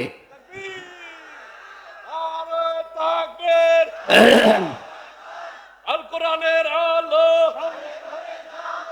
ইসলামের শত্রুরা হুঁশিয়ার, নারে তাকবীর। আলহামদুলিল্লাহ ভাই, রমজান মাস তো এখনো 2টা কাজ সামনে বাকি, সেহরি খাওয়া, তাহাজ্জুদ পড়া। এই জন্য আমরা বেশি রাত করতে পারবো না, খুব তাড়াতাড়ি শেষ করব। আমরা অন্তত যেগুলো তথ্য তুলেছিলাম এগুলো যদি সামারাইজ করে বলতে হয়, এক কথায় জবাব দিতে হয়, কোরআনে কারিম এ পৃথিবীর শুধুমাত্র মুসলমানদের জন্য না, এটা সবার জন্য। এই জন্য অন্য ধর্মের মানুষও, দুর্গাপুর নামটা দেখে মনে হচ্ছে অন্য ধর্মের মানুষ এখানে আছে। এই জন্য অন্য ধর্মের মানুষও যদি এই দেশে এখানে থেকে থাকেন, আপনাদেরকে ওয়েলকাম জানাচ্ছি, স্বাগতম জানাচ্ছি। আজকের এই অনুষ্ঠান শুধুমাত্র মুসলমানদের জন্য না, এটা সবার জন্য। এক কথা বলে না কেন? মানুষ পদবাচ্চে যারা বিবেচিত, সবার জন্য আজকের এই অনুষ্ঠান। কথা বলেন ঠিক কিনা? না, ধর্ম যার যার উৎসব, সবার এই কথা বলা যাবে না। এটা উৎসব না, এটা কোরআনের অনুষ্ঠান, এটা সবার জন্যে। কিন্তু ধর্ম যেটা আমি ধর্মীয় ভাবে পালন করি, যে ফরজ নিয়মগুলো এবাদত মনে করে, ওইগুলো কিন্তু সবার জন্য না। যেমন নামাজ, এটা কি হিন্দুদের জন্য, খ্রিস্টানদের জন্য? বলেন বলেন। লাকুম দীনুকুম ওয়ালিয়া দীন, এই আয়াত অনুযায়ী ধর্ম যার যার উৎসব তার তার। হ্যাঁ, আমাদের ধর্মে জোর জবরদস্তি নেই, লা ইকরাহা ফিদ্দিন। আমাদের ধর্মে কোনো বাড়াবাড়ি নেই, মারামারি নেই, কাটাকাটি নেই, জবরদস্তি নেই। যদি থাকতো 850 বছর এলাকা আমরা শাসন করেছিলাম, একটা হিন্দু থাকার কথা ছিল না। এমনকি দুর্গাপুর এই নামটাও থাকার কথা ছিল না। এক কথা বলেন না কেন? আমরা দুর্গাপুর বা কেটে দিয়ে আমরা মোহাম্মদপুর বানাতে পারতাম, মুসলিমপুর বানাতে পারতাম। কিন্তু না, আমরা জোর জবরদস্তি করি না ধর্মের উপরে। আমি সেদিন কলেজের এক অধ্যাপক, উনি বিসিএস ক্যাডার, ওনারে বলেছিলাম যে স্যার, আপনাকে আমি মুসলমান হতে বলি না, আর আমরা জোরও করি না। হ্যাঁ, এদেশের মুসলমানরা যদি জোর করতো তাহলে 4 ভাগ হিন্দু পিটিয়ে মুসলমান বানিয়ে ফেলতাম। আমাদের ধর্মে যেহেতু এটা নেই, আমি আপনাকে আমার ধর্মীয় গ্রন্থ কোরআনে কারিম শুধু মাতৃভাষায় পড়েন আর ইংরেজিতে পড়েন, এটা পড়বেন। আপনি যেহেতু আরবি পড়তে পারেন না, বলছে না হুজুর আমি শিখবো। আমি 3 মাস সময় দিলাম আপনারে। 3 মাস উনি কোরআন পড়েছে পুরাটা। 3 মাসের পরে দেখি নিজেই মুসলমান হয়ে গেছে। এই জন্য আমরা রমজানুল মুবারকে, কোরআন নাজিলের মাসে এসে পৌঁছিয়েছি। তাফসীর মাহফিলগুলো আমি রমজানে করি না, আপনারা জোর করে নিয়েছেন। এটা রমজানের আগে ছিল, 27 তারিখে ফেব্রুয়ারি। ওটা আমি সময় দিতে পেরেছিলাম না, বাইরের দেশে যাওয়ার একটা ছিল। আমি এই কারণে সিরিয়ালগুলো এলোমেলো হয়ে গেছে। রমজানে এখন বাধ্য হয়ে আমার মা বাবা, এমনকি ম্যাডামও রাগ করছে যে সারা জীবনই বাইরে থাকো, রমজানেও থাকবা না। থাকবো কি করি, মানুষ তো জোর করে নিয়ে যায়। তারপরেও যেহেতু আমরা 11টা পর্যন্ত সময় নিয়েছি, এ পর্যন্ত থাকবেন তো আপনারা? আলহামদুলিল্লাহ। আমি এর ভেতরে সামারাইজ করে আয়াতের মূল শিক্ষা নিয়ে বাড়ি যেতে পারবো ইনশাআল্লাহ। রব্বুল আলামিন জানিয়েছেন, শাহরু রমাদান আল্লাযী উনজিলা ফীহিল কোরআন। এই সেই মাস যার নাম রমজান। আল্লাহ কেন বিশেষ করে রমজান শব্দটা উল্লেখ করলেন? রমদন শব্দের শাব্দিক অর্থ হচ্ছে জ্বালিয়ে দেওয়া, পুড়িয়ে দেওয়া, ছারখার করা, শেষ করা, নিঃশেষ করা। প্রায় 33টা অর্থ পেয়েছি আমি রমজান শব্দের। কি পুড়িয়ে দেয় রমজান এসে? আল্লাহ বলেন পৃথিবীর মানুষের যত অপরাধ আছে, গুনাহ আছে, সব পুড়িয়ে দেয়। কেন পুড়িয়ে দেবে? আল্লাযী উনজিলা ফীহিল কোরআন, কারণ এই মাসে আল্লাহ কোরআনে কারীম নাজিল করেছেন। রাজী সাহেব আসি এদিকে তাকিয়ে বলেন, 1500 বছর আগে এই কোরআন নাজিল হয়েছে রমজান মাসে। 1500 বছর আগে এই পৃথিবীতে রমজান মাস ছিল না। হ্যাঁ, রমজান ছিল, কিন্তু রমজানের যে মর্যাদার কথা আমরা শুনি, এ মাসে একটা সওয়াবের কাজ করলে অন্য মাসে 70টা সওয়াব হয়। 1 রাকাত নামাজ পড়লে অন্য মাসে 70 রাকাতের সওয়াব হয়। এগুলো ছিল না, ছিল না। নবীদের হাদিস পড়ছিলাম আজকে, বিশ্বনবী জানিয়েছেন রমজান মাসের চাঁদ যখনই ওঠে, ওই দিন থেকে জান্নাতের সব দরজা আল্লাহ খুলে দেয়। না, জান্নাতের দরজা এমনিই খোলা থাকে, আরো পরিষ্কার করা হয়, বিউটিফাই করা হয়, আরো যত রকমের সৌন্দর্য আছে বৃদ্ধি করা হয়। জান্নাতের ভেতরে এক প্রকার গান আরম্ভ হয়। জাহান্নামের যত দরজা আছে যেগুলো বন্ধ আছে ওগুলো আরো বন্ধ করা হয়। আমি হাদিসের এই দুইটা শব্দ বুঝতাম না। ফতিহাত আবওয়াবুল জান্নাহ, গুল্লিকাত আবওয়াবু জাহান্নাম, আবওয়াবুন নার। এই হাদিসের এই দুইটা শব্দ আমি বুঝেছি জেলখানায় যাবার পরে। ওখানে বহুদিন 3টা বছর যেহেতু আটক ছিলাম, এই যে সাদ সাহেব আছে, আমি জেলে পেপার পড়ছিলাম, হঠাৎ দেখছি আবু সাইদ সাদ একটা কাজের মতো কাজ করিস, ওনারে ধরে নিয়ে জেলে দিয়েছিল। পরবর্তীতে আমরা দুইজন যেহেতু এখানে আসি, একেবারে অরিজিনাল সাক্ষী। জেলখানার গেট, বাংলাদেশে যত জেল আছে সব জেলখানার গেট 24 ঘন্টা তালা লাগানো, কোন সময় খোলা থাকে? 1 সেকেন্ডও খোলা থাকে না। হ্যাঁ, কেউ গেলে খুলে দেবে, ঢুকে আবার তালা লাগিয়ে দেবে। আমি এইটা বুঝেছিলাম। হাত্তা ইদা জাউহা ফতিহাত আবওয়াবুহা ওয়া ক্বাল, এই আয়াতের তাফসীর পড়তে গিয়ে যে আল্লাহ জাহান্নামের বর্ণনা দিতে গিয়ে জানিয়েছেন যে জাহান্নামের মানুষগুলো যখন যাবে গেটে, গেট কিন্তু খোলা থাকবে না, বন্ধ। ও যাওয়ার সঙ্গে সঙ্গে দারোয়ান যিনি আছে মালিক, উনি খুলে দেবে। উনি ভেতরে যাবার পরে আবার তালা লাগিয়ে দেবে।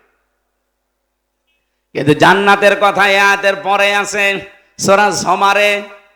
রব্বুল আলামিন বলেন হাত্তা ইযা জাউহা ওয়া ফুতিহাত আবওয়াবুহা। এই যে মাঝখানে ওয়া আছে আর আগেরটায় ওয়া নেই। আল্লাহ বলেন জান্নাতি মানুষগুলো যখন জান্নাতের গেটে যাবে, ও জান্নাতের গেটে যাওয়ার আগে যা দরজা ছিল এমনি খোলা থাকবে। এই জন্য জাহান্নামের দরজার সাথে জেলখানার দরজার একটা তুলনা পেয়েছি। জাহান্নামের দরজাগুলো সব বন্ধ আছে, ওগুলো আরো শক্ত করে তালা লাগানো হয়। জান্নাতের দরজা খোলা আছে, আরো উন্মুক্ত করে দেওয়া হয়। সুলসিলাতিশ শায়াতিন, আর শয়তান যত আছে সব শয়তানকে শৃঙ্খলিত করা হয়, বেঁধে রাখা হয়। আমার মাঝে মাঝে প্রশ্ন আসে, আল্লাহ শয়তান যদি নবীর হাদিস অনুযায়ী সব বাধায় থাকে, রমজান মাসেও মানুষ শয়তানি করে না? গতকালকেও তো ডাকাতি হয়েছে শুনলাম। ডাকাতি হওয়া কি ভালো কাজ না শয়তানি কাজ? এটা করল কে? না না, শয়তান বাধা আছে ঠিক। এই যে এখানে যদি একটা ফ্যান দেন, এই ফ্যানটা আপনি হঠাৎ বন্ধ করে দিলে কি 1 সেকেন্ডেই বন্ধ হয়ে যাবে? বলেন বলেন। সুইচ অফ করার পরেও কিন্তু 1-1.5 মিনিট ঘুরতেই থাকবে। আপনি লোহাকে গরম করে রেখে দেন, 1 মিনিটেই ঠান্ডা হয়ে যাবে না, কয়েক মিনিট সময় লাগবে। কথা বলেন ঠিক কিনা?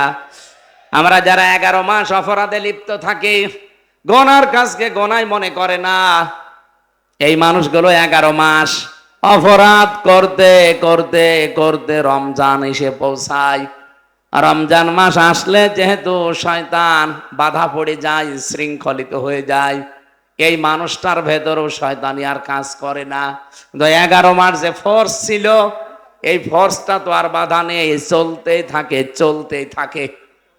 এই জন্য 1 মাস পার হয়ে যায়, শয়তান আবার ছাড়া পায়, ও আবার তখন গিয়ারে পা দেয়। আমরা যেন এ কাজ আর সামনে না করি।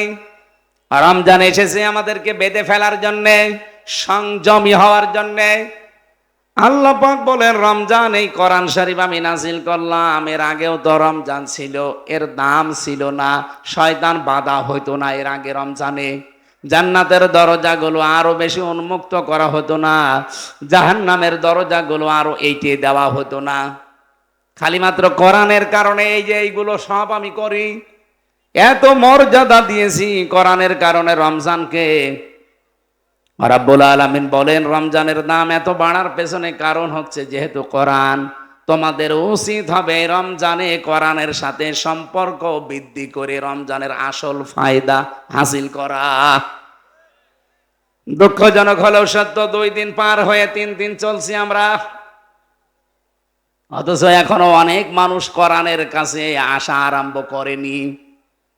আরে বিয়েতে যারা বরযাত্রী যায়, 1000 বরযাত্রীর কোনো দাম নেই বর ছাড়া। কথা বলেন না কেন? না, এখান থেকে একটা মাসলা যেহেতু মনে এসেছে বলছে, এদিকে তাকান। যদিও বিয়েতে বরযাত্রী যাওয়া মুসলমানদের জন্য জায়েজ নেই, এটা হিন্দুদের কালচার। ওরা বিয়ের দিনই মেয়েকে যা দেবে সব দিয়ে দেয়। কি কথা বুঝতেছেন? বরযাত্রী যাওয়া এটা মুসলমানদের ধর্মে আছে? নেই। হ্যাঁ, মুসলমানদের আছে অলিমা। কি আছে? বলেন বলেন বলেন তো, অলিমা ছেলের বাড়ি হয় না মেয়ের বাড়ি? ছেলের বাড়ি।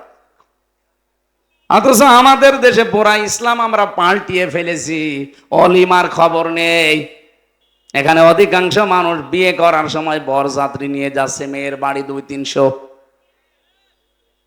আজকের প্রধান অতিথিকেও জিজ্ঞাসা করেন উনি অলিমা করেছে না বরযাত্রী নিয়ে গেছে? বলেন কি? বিয়েতে যে বরযাত্রী নিয়েছেন না অলিমা করেছেন? দেখেন, উনিও ইসলাম মানে নাই। প্রধান অতিথি যদি না মানে না, প্রধান বক্তাও মানে নাই, কারণ আমিও 10 জন নিয়ে গিয়েছিলাম। আমি ওই সময় এটা জানতাম না। আমরা যেহেতু এখন জানি, এখন থেকে আর কেউ বরযাত্রীর দাওয়াত দিলে যাবেন না, না আর কোনো সুযোগ নেই। এখন থেকে আর যাওয়া যাবে না, অলিমায় যাবেন। কি কথা বুঝতেছেন? বারবার বলছি এই কারণে, কারণ আমার 3টা মেয়ে, আমার ছেলে নেই, আমার বাঁচা লাগবে না।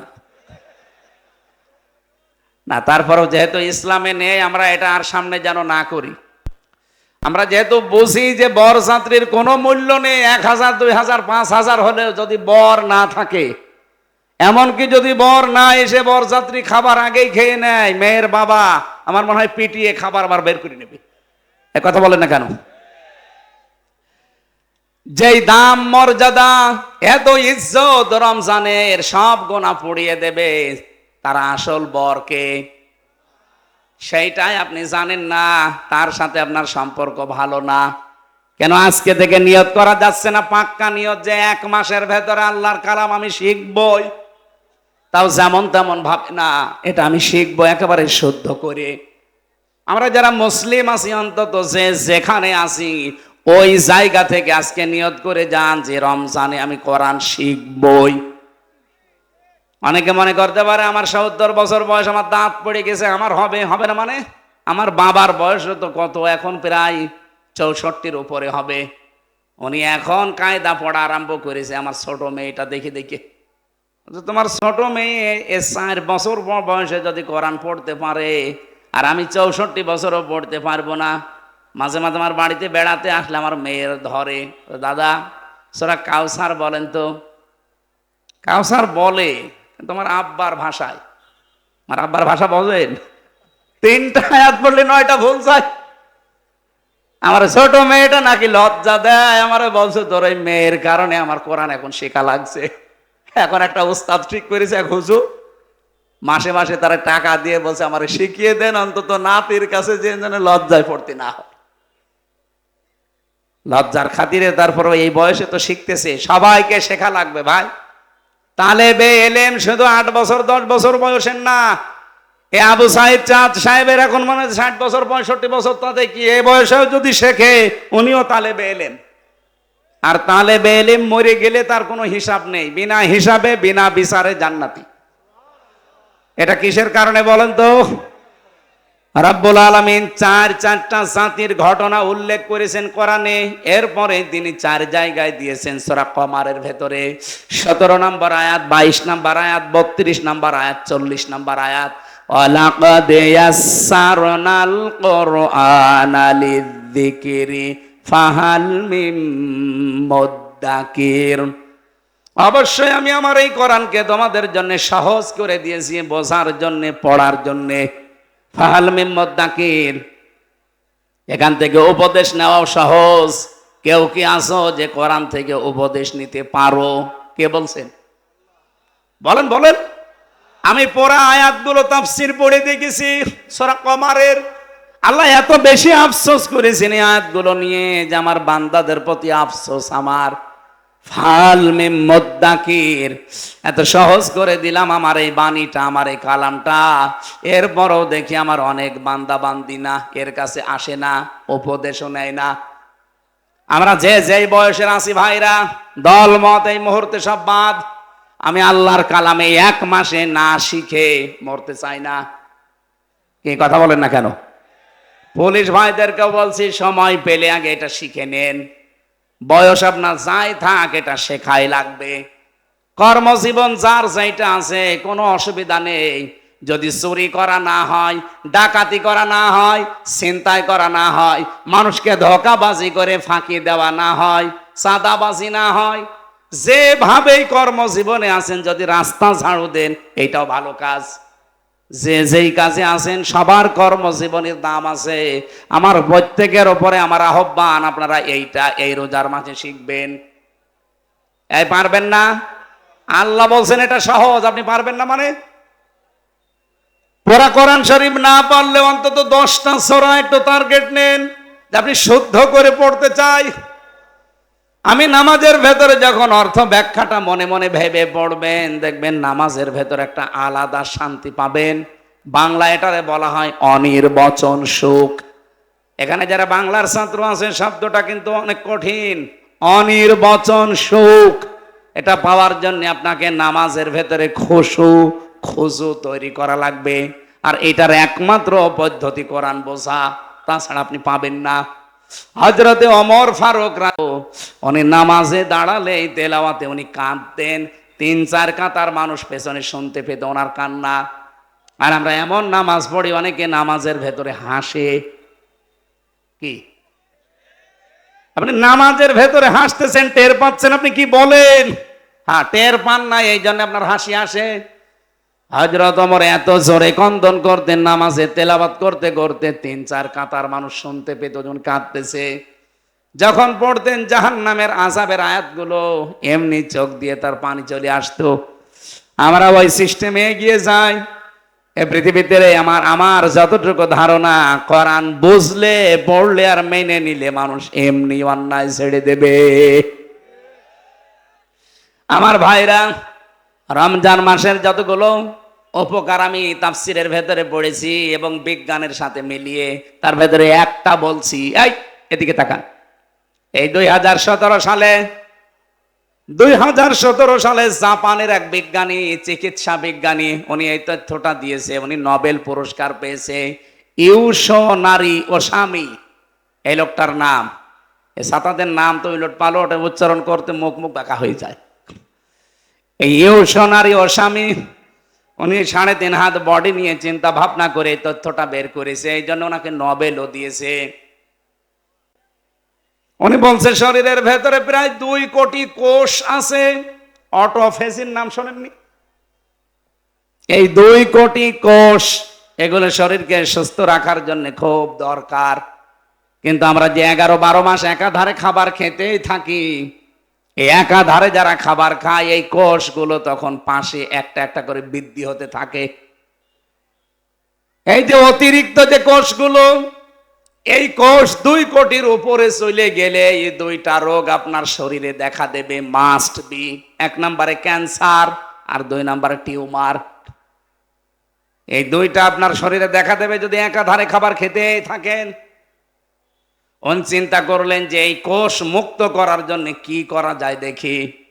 13টা বছর একাধারে গবেষণা করে উনি পেয়েছেন, যদি কেউ 1 মাস একাধারে 12 থেকে 14 ঘন্টা না খেয়ে থাকতে পারে দিনের বেলায়, তখন ওর যে ন্যাচারাল ভাবে যে কোষগুলো তৈরি হয়ে আছে, ওই কোষগুলো খাবার পায় না, তখন আস্তে আস্তে আশপাশে যা আছে খেতে আরম্ভ করে।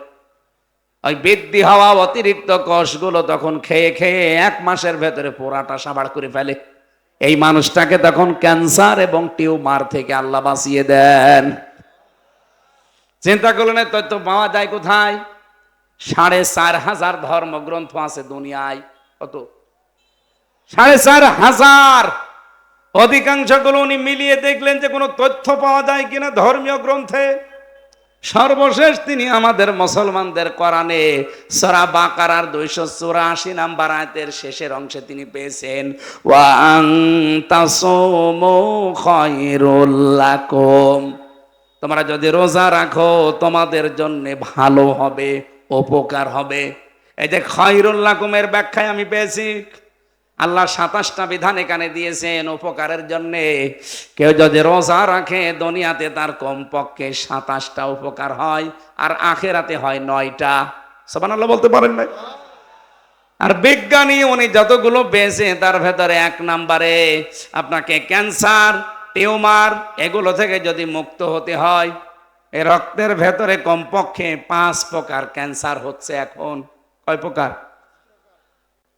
5 প্রকার ক্যান্সার আমাদের রক্তের ভেতরে এখন হচ্ছে। 2 নম্বরে টিউমার হয় 2 প্রকার, একটা ভেসে ওঠে শরীরে, একটা ভেতরে থাকে। যে আমার একটা ভেসে উঠেছে, অনেকের হয়তো ভেসে ওঠে শরীরে, অনেকের ভেতরে থাকে। এটা থেকে মুক্ত হওয়ার একটাই রাস্তা আছে, এই রোজা। এছাড়া কোনো বিধান আর পৃথিবীতে নেই।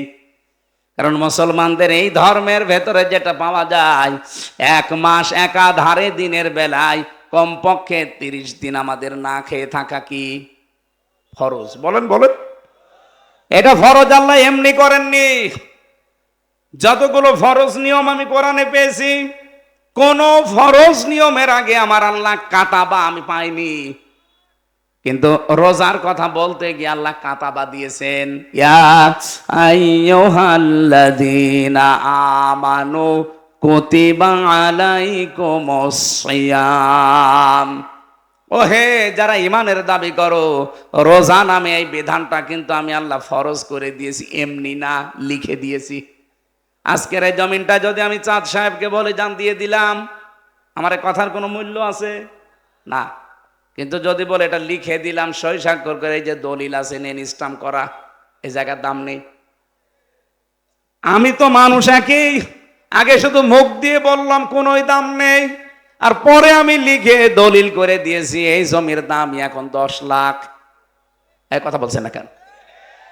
লোক আমি একই বিধানও দিয়েছি একই জিনিসের, কিন্তু একটা লিখিত আর একটা মুখের বলা। আগেরটার কোনোই মূল্য নেই মানুষের কাছে, পরেরটার মূল্য কত লাখ। আল্লাহ বলেন আমি দুনিয়ার অন্যান্য ফরজগুলো জিবরাইলকে বলেছি যা বলি দে, কিন্তু রোজা এটা আমি আরো সে নিয়ে এসে লিখে দিয়েছি 6 মাস। কয় মাস? 6 মাস উনি রোজা দিয়েছিলেন। শুধু মুসা নবীর সাথে দেখা হওয়ার কারণে বারবার উনি ফিরিয়েছে যে যান একটু কমিয়ে নেন। উনি 5 বার গিয়ে 5 মাস রোজা কমিয়েছেন। আর 1 মাস ছিল, ও মুসা নবী বলে না আপনি আবার যান। আমার উম্মতের উপরে মাত্র একটা রোজা ফরজ ছিল, তাই তারা করতো না বছরে, আর আপনি 6 মাস রোজা পেয়ে আনন্দে আছেন। আপনার উম্মত পারবে না, তাড়াতাড়ি যান যেন কমিয়ে দেয়। বিশ্বনবী বলেন মুসা আমি আর পারবো না, আমি বারবার আল্লাহর কাছে যাই কমিয়ে দেয়, আমার লজ্জা করে এখন যে কতবার যাব। যা দিয়েছে থাক।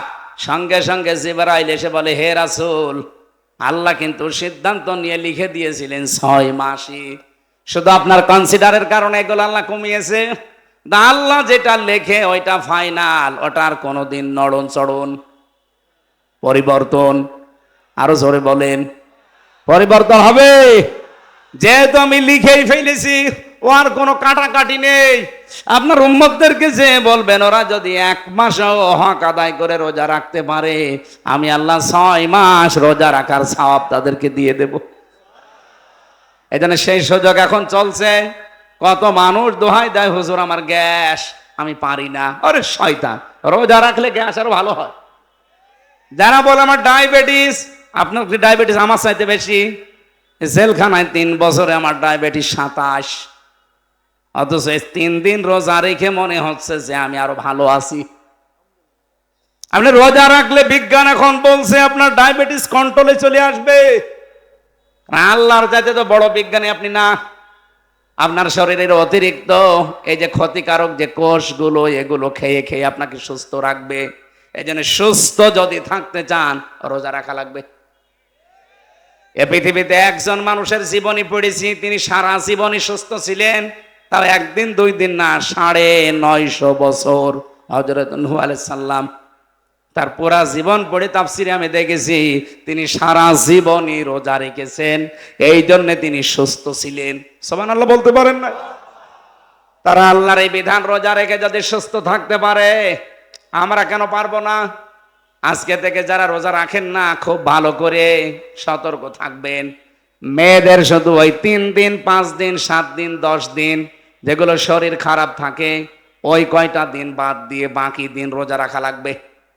আপনি দেখেছেন চিন্তা করে, মেয়েরা নামাজ পড়ে না শরীর খারাপ হলে, কিন্তু ওই নামাজ আর পরবর্তীতে পড়াও লাগে না, মাফ। কি পরবর্তীতে পড়া লাগে না? আর পড়া লাগে না, মাফ। আপনি যদি 10 দিনও অসুস্থ থাকেন, একদিনও নামাজ পড়া লাগবে না, আর পরবর্তীতে ওটা কাজাও করা লাগবে না, আপনার পুরাটা মাফ। কিন্তু কোন মানুষ যদি রোজা, এই যে মেয়েরা যারা রাখতে পারেন না, আপনার কিন্তু কাজা করা লাগবে, মাফ নেই। যে 3টা রোজা 5টা রোজা শরীর খারাপের কারণে রাখতে পারেন নাই, বাকি 11 মাস মিলে এই 5টা রোজা করা লাগবে, বাধ্যতা। না করলে আপনার গুনাহ হবে। তাহলে পৃথিবীর একমাত্র বিধান যেটা কাজা করা লাগে, সুবহানাল্লাহ বলতে পারেন না? সম্মানিত মা বোনেরা, মেয়েদের শরীর যখন খারাপ হয়, যদি 10 বছরে হয় 10 বছরের রোজা ফরজ, যদি 12 বছরে হয় 12 বছরের রোজা ফরজ, যদি 15 বছরে হয় 15 বছরের রোজা ফরজ। আর ছেলেদের যেদিন স্বপ্ন দোষ হয় ওই দিন থেকে, এটা যদি 10 বছরে 12 বছরে 15 বছরে হয়, ওই সময় থেকে রোজা ফরজ। আমি কথা বোঝাতে পেরেছি? ঠিক আছে। আল্লাহ রাব্বুল আলামিন বলেন, এটা আমি শুধু লিখে দিয়েছি তোদের জন্য না, কামা কুতিবা আলাল্লাযিনা মিন ক্বাবলিকুম, তোদের পূর্বে যত জাতি এই পৃথিবী থেকে বিদায় নিয়েছে, প্রত্যেক নবীর উম্মতের উপরে রোজা ফরজ ছিল। লাআল্লাকুম তাত্তাকুন, আমি চাই তোরা তাকওয়াবান হবি। তাকওয়া অর্জন করার জন্য আমি আল্লাহ রোজা দিয়েছি। তাকওয়া কাকে বলে? বাংলাদেশের মানুষ বিশেষ করে আমরা একটু ভুল বুঝি, মনে করি বিশাল জব্বা গায়ে দিয়ে, পাগড়ি একটা মাথায় দিয়ে শুধু হো হো তাকওয়া হয়ে গেছে। না, তাকওয়া প্রতিটি জায়গায় আপনাকে সেট করা লাগবে। এই এদিকে তাকান, খলিফাতুল মুসলিমিন হযরত ওমর রাদিয়াল্লাহু তাআলা আনহু, তিনি রাষ্ট্রের কিছু কাজ করছিলেন, হিসাব করবেন একটা লম্ফ জ্বালিয়ে, বাতি জ্বালিয়ে। হঠাৎ রাতের বেলা প্রধান বিচারপতি উনি হযরতে আলী দেখা করতে আসলেন। হযরত ওমর বললেন, ভাই আলী, আপনি দেশের প্রধান বিচারপতি, রাষ্ট্রের কোন কাজের কথা বলতে এসেছেন নাকি? বলছেন, না, আমার পারিবারিক একটা বিষয় আপনাকে আমি একটু শেয়ার করতে চাই। আপনি যেহেতু দেশের দায়িত্বে আছেন, আপনি আমাদের অভিভাবক, এই জন্য আমার পারিবারিক একটা বিষয় একটা সলভ করতে এসেছি আপনার কাছে। হযরত ওমর সঙ্গে সঙ্গে যে বাতিটা জ্বলছিল উনি ফু দিয়ে লিভিয়ে দিলেন। হযরত আলী বলেন, কি? আমি প্রধান বিচারপতি, আমি এসেছি আপনার কাছে একটা মাসলা নেওয়ার জন্য পারিবারিক জীবনের, আর আপনি আমারে দেখে আরো বাতি জ্বালাবেন কি, আরো বাতি লিভিয়ে দিলেন আমার মুখের সামনে। আমি একটু অপমানিত হলাম। হযরত ওমর বলে, ভাই আলী, আপনি দেশের প্রধান বিচারপতি, ঠিক আছে, আপনি এসেছেন আমার সাথে দেখা করার জন্য, তাও ঠিক আছে। আমি তো প্রথমেই আপনাকে বললাম যে আপনি কি আমার সাথে এসেছেন রাষ্ট্রের কোনো বিষয়ে কথা বলতে, না ব্যক্তিগত?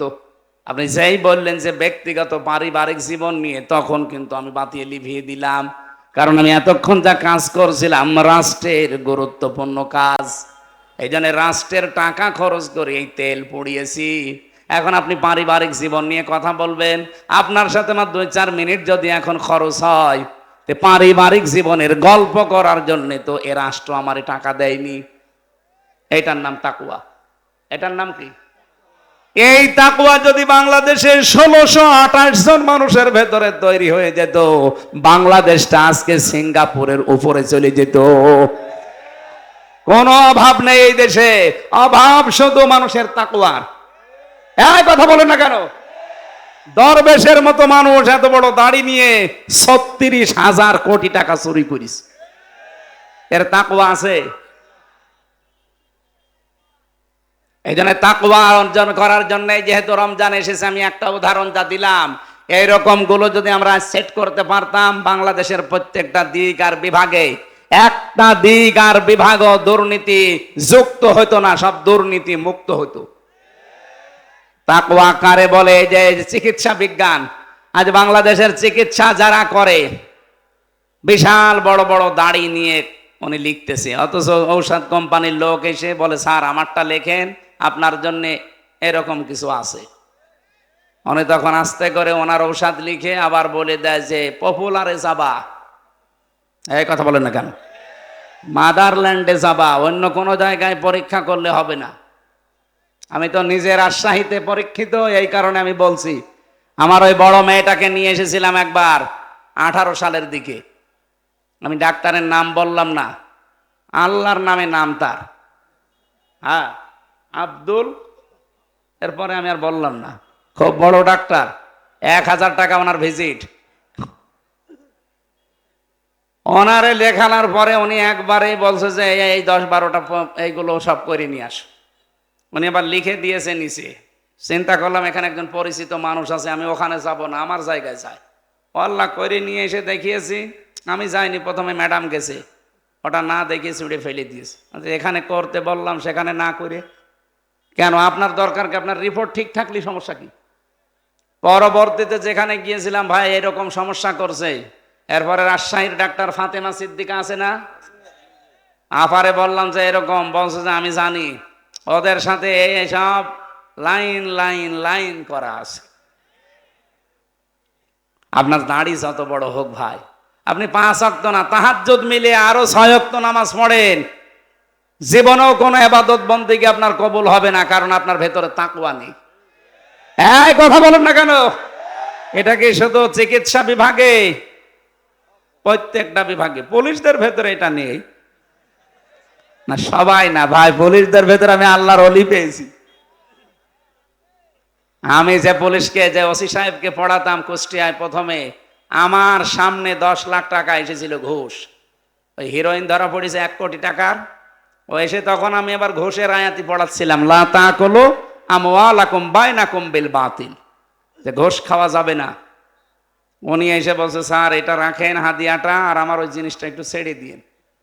আমার দিকে একটু তাকিয়ে বলছে হুজুর নেব। নেবেন মানে? আপনার পড়ালাম কি? আর ওই দিনই ঘুষের আয়াত পড়িস। বলছে যে তো ঘুষ না, এটা হাদিয়া। হাদিয়া, হাদিয়া আপনারা সরকার দেয় না? বলেন তো এরকম হাদিয়া যদি ওনার মাসে 5টা আসে, আর বেতন নেওয়া লাগবে? ওই সময় দেখলাম, এই দেখে কোরআন শরীফ পড়াচ্ছিলাম, ওই সময় দেখলাম গরম দিলে, ওই বেটা আমি কোরআন শরীফ পড়ছি আর তুমি ওই জিনিস নিয়ে এসেছো, তাড়িয়ে দিলে ওই সময়। পরে নিয়েছ কিনা আমি জানি না, নিলেও নিতে পারে।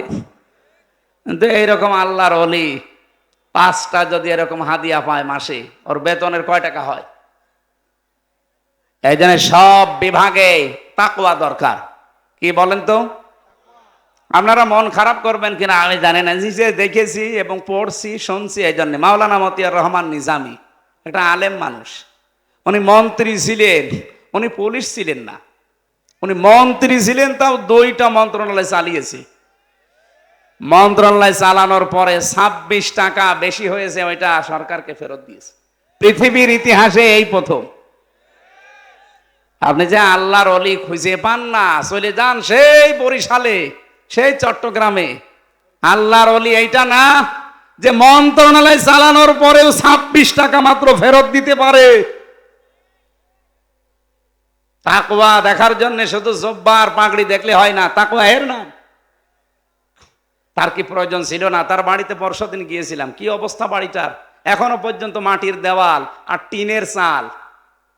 একটা মেম্বারের বাড়ি আপনি পাবেন বাংলাদেশে এরকম, অথচ সে মন্ত্রী ছিল। আপনি ভাবতে পারেন বাংলাদেশে কত মন্ত্রী পেলাম? এই যে প্রতিমন্ত্রী ছিল একজন, তার 620টা বাড়ি। আমার মনে হয় এই 7 মাস যদি ওরা থাকতো আরো 100 বাড়ি বানাতো। এত বাড়ি দিয়ে আপনি কি করবেন? ঠিক তো আগস্টের 5 তারিখে মালয়েশিয়া যে দেখলাম, ওখানে সাহেব পাড়া আছে, কিন্তু সাহেব পাড়ায় শয়তানরা থাকে না, সব হোটেলে থাকে। আমি যে হোটেলে থাকি, নিচে নেমে দেখি 2জন চা খাচ্ছে। কি গো এখানে? হুজুর আমরা আগেই পালিয়েছি। কেন সাহেব পাড়ায় থাকবেন না? ওখানে থেকে মায়ের খাবো, এ দেশে বহু বাঙালি আছে, পিটিয়ে ভর্তা বানিয়ে ফেলবে। এই জন্য সাহেব পাড়ায় যে ঘরগুলো আছে সব তালা মারা, আমরা থাকি চুরি করে, এই হোটেলে বের হই না, মাঝে মাঝে একটু হালকা নিচে নামি এই কিছু খাওয়ার জন্য, আবার জায়গা মতো চলে যায়। বাইরে যে ওরা শান্তিতে নেই। তাকওয়া লাগবে ভাই এই দেশটাকে গড়তে হলে। এত ঋণের বোঝা হাসিনা আমাদের দিয়ে গেছে, ও সাদ সাহেব এমনি গালি দিয়েছে তারে। 1,10,000 টাকা ঋণ এখন এক একজন মানুষের উপরে। আমি যদি এখন জন্ম নেই কেউ, তার মাথার উপরে 1,10,000 টাকা ঋণ। কি নিয়ে গেছে চিন্তা করতে পারেন? 42,000 কোটি টাকা শুধু পাচার করেছে প্রতি বছরে। এই পাবনা পাশে না, এই নাটোরের পরে পাবনা, এই পাবনার উপর থেকে ওনার বোন রেহেনা 76,000 কোটি টাকা মারিং কাটিং করেছে। একটা প্রকল্প থেকে যদি এই হয়, বাকিগুলো থেকে আপনি হিসাব করতে পারেন? আমার দেশ পত্রিকার রিপোর্ট, যাওয়ার দিন শুধুমাত্র 14টা ব্রিফকেস নিয়ে গেছে, কারোর সাথে কোনো কথা বলেনি। পাইলটকে বলে যে ব্রিফকেস গুলো উঠেছে, বলছে হ্যাঁ চলো। একটু কাওয়া কাকুকে যে বলে যাবে কাওয়া চলে যাচ্ছি, তাও বলেনি। এমনকি আমার নাম্বারটা জোগাড় করে বলতে পারতো না যে হামজা 3 বছর জেল খাটালাম, কিছু মনে করো না, চলে যাচ্ছি। কিচ্ছু বলেনি, শয়তান চলে গেছে। এখন মাঝে মাঝে স্ট্যাটাস দেয় যে আমি ঘরবন্দি হয়ে আছি, আমি একটা অনিরাপদ জায়গায় আছি। কেন এখন অনিরাপদ লাগে কেন? এখনো তো কিছুই হয়নি। ওই 14টা ব্রিফকেসে শুধু মাটি ভরা ছিল না, আর ছাই ছিল। কি ছিল? এই কারণে আমরা আজ দুর্বল। আমরা চাই বাইরে যত কিছু আছে, যারা পাচার করেছে টাকা ফেরত দেওয়া লাগবে। যদি ফেরত না দেয়, যা আছে এই দেশে সবগুলো রাষ্ট্রের নিয়ে নেওয়া লাগবে। আর এই 15 বছরে যারা এমপি মন্ত্রীর দাবি করেন, আপনাদেরকে আমরা ভোট দেইনি। কারণ আমার এখন 33 বছর বয়স, 92 সালে আমার জন্ম। আমি 18 বছর থেকে ভোট দিতে আরম্ভ করলে 3 বার ভোট দিতে পারতাম, একবারও পারি নাই। তার মানে দেশে ভোট হয়নি। এক কথা বলেন না কেন? তাহলে ভোট ছাড়া যারা 154 জন হয়ে যায়, দিনের ভোট রাতে হয়, এরা কোন কারণে এমপি মন্ত্রী লিখবে? পোস্টারে যদি কোনো সময় এই 3 বারের এমপি যারা, 3 বারের মন্ত্রী যারা যদি লেখে সাবেক এমপি, সাবেক মন্ত্রী, ওখানে লিখে দেবেন সাবেক চোর, সাবেক ডাকাত। আরো এই 15 বছরে যত টাকা নিয়েছেন রাষ্ট্রের, সব টাকা ফেরত দেওয়া লাগবে। কি? কারণ আমরা আপনাকে ভোট দেইনি, আপনি জোর করে দিয়েছিলেন, আর জোর করে থেকে দায়িত্বে টাকা নিয়েছেন, টাকা ফেরত দেন। যত মানুষ এই দেশ থেকে টাকা পাচার করেছে, আমরা বারবার বলছি যে টাকাগুলো আগে ফেরত নিয়ে আসেন, অথবা ওদের যা আছে সব বাজেয়াপ্ত করে নেন, দেশটা আবার বাড়িয়ে যাবে। তাকওয়া দরকার। রমজান এসেছিল এইটা শিক্ষা দেওয়ার জন্য, যে যেখানে আসি অতাযাব্বাদু ফাইন্না খায়রাজ যাদি তাকওয়া। আল্লাহ বলেন পাথেহ জোগাড় করো তাকওয়ার। আত্তাকুনি ইয়া উলিল আলবাব। তাকওয়ার পাথেহ, আল্লাহকে ভয় করার নীতি অবলম্বন করো। যারা বুদ্ধিমান জ্ঞানী যারা, তাদের জন্য এর চাইতে উত্তম পাথেহ আর কিছু নেই। দুনিয়া আখিরাতে চলার জন্য তাকওয়া লাগবে। আল্লাহ হযরত ওমরের মতো, হযরত আলীর মতো তাকওয়া আমাদের সবাইকে যেন দান করেন, বলেন আমিন। সেহেরি যেহেতু, এই জন্য আমি আর টানতে পারছি না, আমারও ভয় করছে, কারণ সেহেরি খাওয়া লাগবে, তাহাজ্জুদ পড়া লাগবে। আবার আগামীতে কোনো জায়গায় আসলে কথা হবে ইনশাল্লাহ। আমি আসবো, রাজশাহীতে আমার বাড়ির কাছে। আপনারা এতদিন আমার আসতে দেননি, এবার এসে মাইক কেড়ে নিন। আসেন, মাইক কেড়ে নেন, আমি আপনাকে মাইক ছেড়ে দিচ্ছি। আজকের প্রধান অতিথির কাছে অনুমতি নিয়ে আমরা, যেহেতু সামনে 2টা কাজ বললাম, তাহাজ্জুদ নামাজ আছে, সেহেরি আছে, আমরা মোনাজাত করি।